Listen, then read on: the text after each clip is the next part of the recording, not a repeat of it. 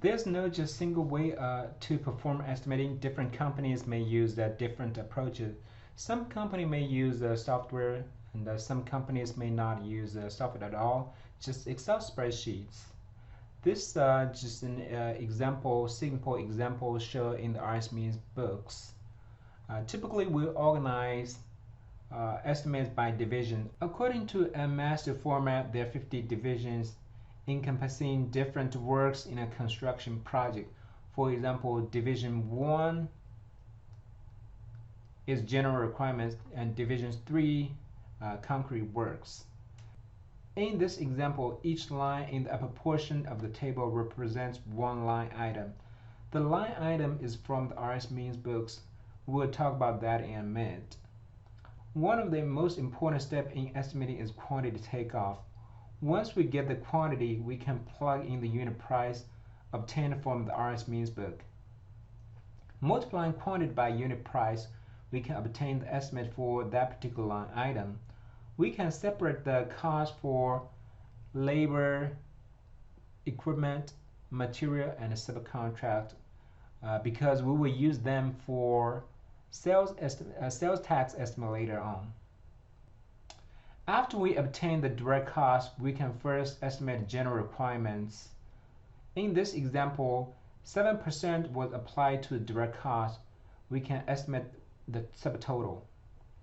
Next, sales tax was estimated based on 5% of material and equipment cost, and the material and equipment cost portion in subcontracts.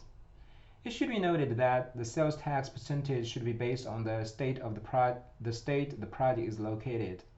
As we mentioned before, we assume 50% of the subcontract are material and equipment cost. Then we can perform another subtotal.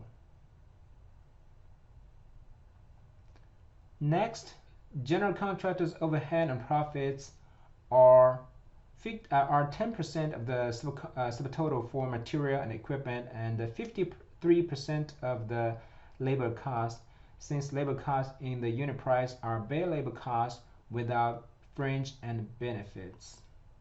So this column, this number right over here is 53% of this number right over here.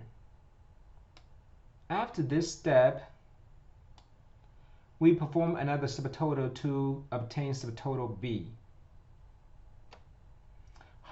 Here we assign 5% of the subtotal as project contingency. Keep adding the contingency to subtotal B to get subtotal C. The last item of the indirect cost is construction bonds. In this particular case, the bonds are estimated based on 1.2% of subtotal C. Contractors typically add another percentage on top of the bonds for overhead and the profit.